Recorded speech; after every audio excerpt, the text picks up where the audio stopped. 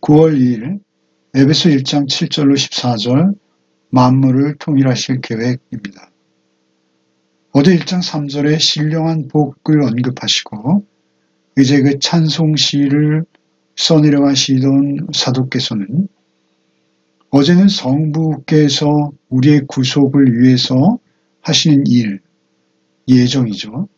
그것을 소개하시고 오늘은 이제 성자 예수께서 우리의 구원을 위해서 하신 이 일을 소개하십니다.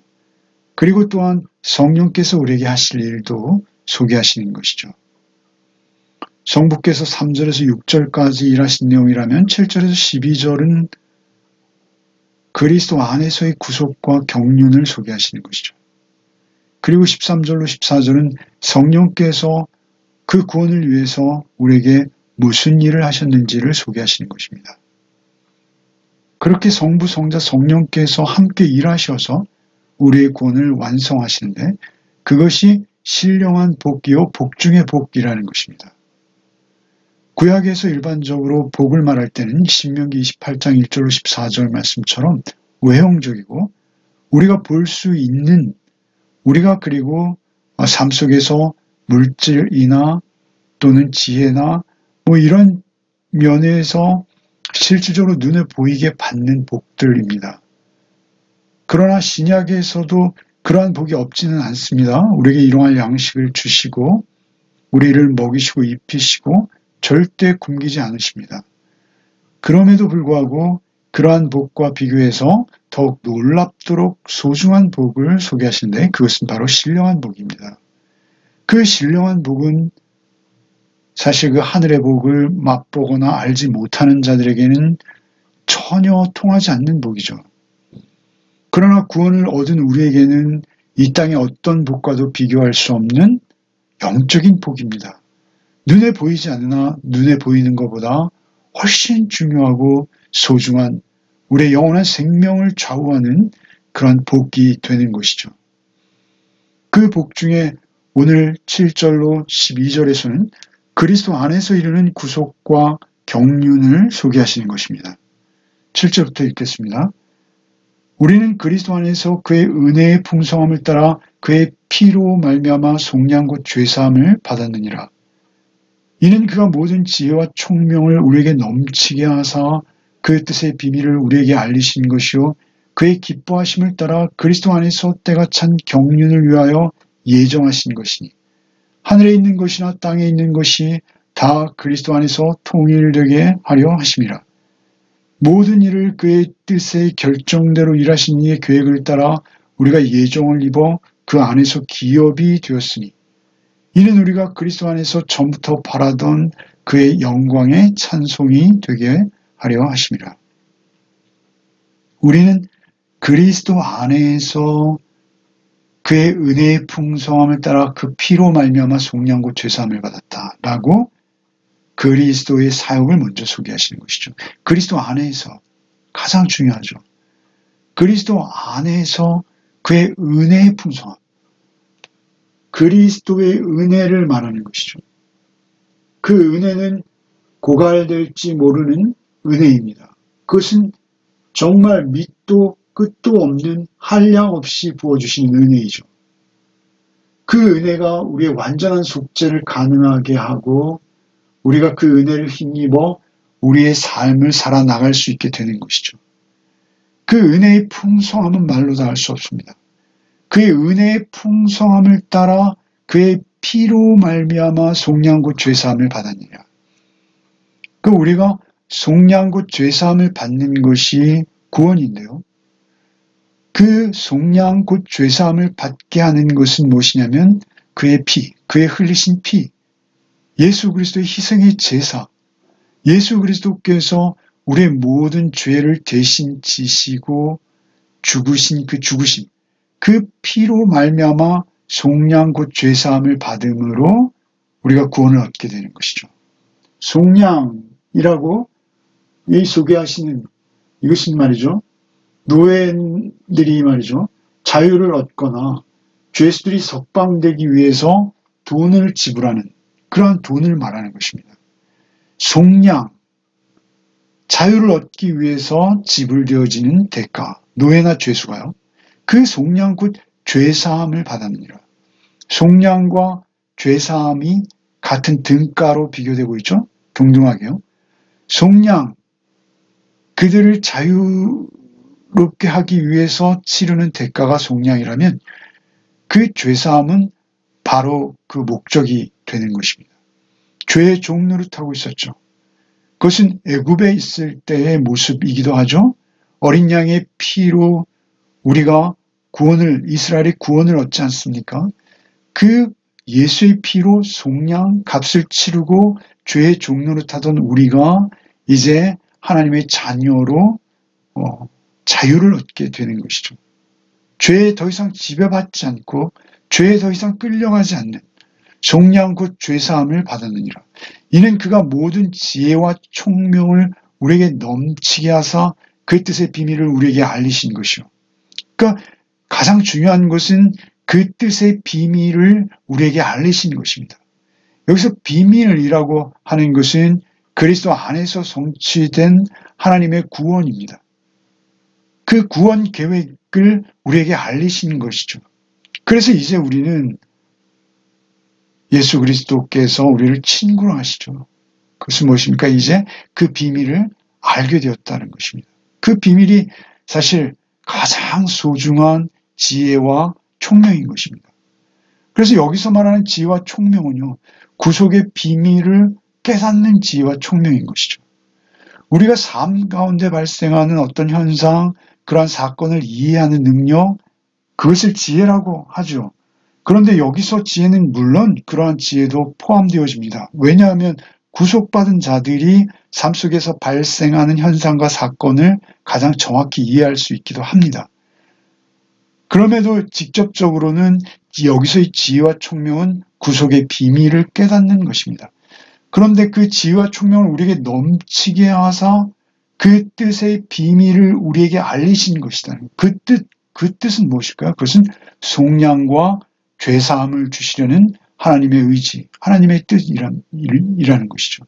그 뜻의 비밀을 그 하나님이 성취하시는 구원 계획을 우리에게 알리신 것이요. 그의 기뻐하심을 따라 그리스도 안에서 때가 찬 경륜을 위하여 예정하신 것이니. 그런데 이 모든 것이 이루어지는 것은 무엇이냐면 하나님 또 예수 그리스도의 기뻐하심을 따라서 그렇게 되어진 거예요. 그리고 그것은 모두 그리스도 안에서 이루어졌는데 그것은 때가 찬 경륜을 위하여 예정하신 것이다. 그것도 역시 예정되었다는 것이죠. 여기서 경륜이라는 것은 역사를 운영하시는 하나님의 신비한 뜻입니다. 그 하나님의 신비한 뜻을 수행하시는, 이행하시는 예수 그리스도. 그 그리스도 안에서 때가 찬 경륜. 하나님의 경륜인데 역사를 운영하시는 하나님의 신비하신 뜻인데 그 신비하신 뜻이 그리스도 안에서 때가 되어서 하나님의 예정대로 그 비밀이 우리에게 알려지고 지혜와 총명이 우리에게 부어져서 속량 곧 죄사함을 우리도 알게 되었다는 것입니다. 그 은혜죠. 그로 인해서 우리는 구원 얻게 되는 것이죠. 10절에 하늘에 있는 것이나 땅에 있는 것이 다 그리스도 안에서 통일되게 하려 하심이라. 이렇게 하신 것은 하늘에 있는 것이나 땅에 있는 것이 모두 다 그리스도 안에서 통일되게 하려 하는 것이다 라고 말씀하시는 것이죠. 그것은 무엇입니까? 하늘에 있는 것이나 땅에 있는 모든 하나님께서 창조하신 창조 만물이요 보시기에 좋았어요. 하나님의 걸작품입니다. 아름다움과 조화와 질서를 갖추고 있었어요. 그러나 그 조화를 파괴하는 반역이 있었어요. 사단이 있었고 그 사단의 유혹을 받은 아담이 있었고 그 아담으로 인해서 그 질서와 조화는 완전히 깨지고 말았어요. 완전히 사라진 것이죠. 그런데 그것을 이제 둘째 아담 되시는 예수께서 하늘에 있는 것이나 땅에 있는 것이 다 그리스도 안에서 통일되게 하려 하시는 것이죠. 이것은 만물의 통일을 말하는 것입니다. 그 잃어버렸던 아름다움과 조화와 질서, 결국 분열되어지고 무질서하고 혼돈에 빠진 그 만물을 그리스도께서 그 주권 아래 회복시키셔서 질서와 조화와 아름다움의 상태로 다시 세우는, 회복하는 종말적이고 우주적인 예수 그리스도의 구원을 말하는 것입니다. 이 통일이 중요한 것입니다. 예수께서는 그 종말적이며 우주적인 통일을 이루기 위해서, 그 구원을 이루기 위해서 예수께서는 피 흘리셨고 그리고 부활하신 것이죠. 다시 사신 것입니다. 그로 인해서 이제 만물은 말이죠. 하늘과 땅에 있는 모든 것들은 질서와 조화와 아름다움을 그리스도 안에서 회복하게 되어지는 것이죠. 모든 일을 그의 뜻의 결정대로 일하신 이의 계획을 따라 우리가 예정을 입어 그 안에서 기업이 되었으니, 그 안에서 기업, 우리가 기업이 된 거예요. 하나님의 소유가 된 것이죠. 하나님도 우리의 기업이 되셨고요. 그것은 모든 의지로 그것을 계획하시고 일하시는 하나님의 작정, 예정 안에서 되어졌다라는 것이죠. 12절에 있는 우리가 그리스도 안에서 전부터 바라던 그의 영광의 찬송이 되게 하는 거예요. 결국 이 모든 일을 이루신 것은 그리스도의 영광, 하나님의 영광을 찬송하게 하려는 것이죠. 우리가 그 찬송하는 존재가 되게 하기 위해서 이 모든 일이 일어났다라는 것이죠. 찬송이 되게 하려 하심이라, 찬송하게 하려 하심이라. 이 말씀이 성부의 사역이 나타날 때 나왔고요. 그리고 이제 성자의 사역이 이제 소개되어지고 다시 찬송이 되게 하려 하심이라. 그리고 이제 성령의 사역이 소개되어지고 14절 후반부에 영광을 찬송하게 하려 하십니다. 결국 다 찬송이 되게 하려 하심이라, 찬송하게 하려 하심이라로 성부, 성자, 성령의 사역을 각각 소개하시면서 그 끝부분에 이 동일한 목적들을 설명하고 계시는 거예요. 그러니까 우리는 결국 하나님의 영광을 찬송하는 존재로 구속받는 거예요. 우리가 구원받았다라는 것은 무엇이죠? 하나님께서 베푸신 그 놀라운 은혜를 찬송하고 또 찬송하는 것. 그것이 우리의 구원의 목적이 되어진다라는 것입니다. 이제 13절, 14절을 읽겠습니다. 이것은 성령께서 우리의 구원을 이루시는 그 사역의 내용이죠. 13절부터 읽겠습니다. 그 안에서 너희도 진리의 말씀 곧 너희의 구원의 복음을 듣고 그 안에서 또한 믿어 약속의 성령으로 인치심을 받았으니 이는 우리 기업의 보증이 되사 그 얻으신 것을 속량하시고 그의 영광을 찬송하게 하려 하심이라. 그 안에서 너희도 진리의 말씀 곧 너희의 구원의 복음을 듣고 그 안에서 또한 믿어 약속의 성령으로 인치심을 받았다. 그 안에서, 예수 그리스도 안에서, 성부와 성자 안에서 믿어 약속의 성령으로 인치심을 받았다. 믿어서 약속의 성령으로 인치심을 받았다라고 우리가 오해하기 쉬워요. 믿는 것도 사실은 우리의 성과가 아닙니다. 우리의 공로가 아니에요. 믿는 것도 결국은 주께서, 하나님께서 우리에게 믿음을 주시는 것이죠. 믿음은 하나님께서 우리에게 거저 주시는 은혜의 선물입니다. 분명히 우리가 알아야 될 것은 에베소서 2장 8절이죠. 2장 8절. 너희는 그 은혜에 의하여 믿음으로 말미암아 구원을 받았으니 이것은 너희에게서 난 것이 아니요 하나님의 선물이라. 믿음으로 말미암아 구원을 받았는데 그 믿음은 너에게서 난 것이 아니요 하나님의 선물이라는 것이죠. 9절에 행위에서 난 것이 아니니 누구든지 자랑하지 못하게 하려 함이라. 그러니까 결국 믿어 약속의 성령으로 인치심을 받았으니 이걸 시간순으로 이해하면 안 돼요. 이 믿는 것과 성령의 인치심은 동시예요, 동시. 그래서 하나님께서 성부, 성자의 그 비밀을, 그 경륜을 우리에게 알게 하시고 그리고 그것을 믿을 수 있도록 성령을 보내시는 것입니다. 그 성령을 통해서 우리는 믿게 되어지는 것이죠. 믿어 약속의 성령으로 인치심을 받았으니. 인친다는 건 도장을 찍는 것이죠. 옛날에 그 고대에 말이죠. 노예나 가축들이 내 소유다라는 것을 주장하기 위해서 불도장을 찍었죠.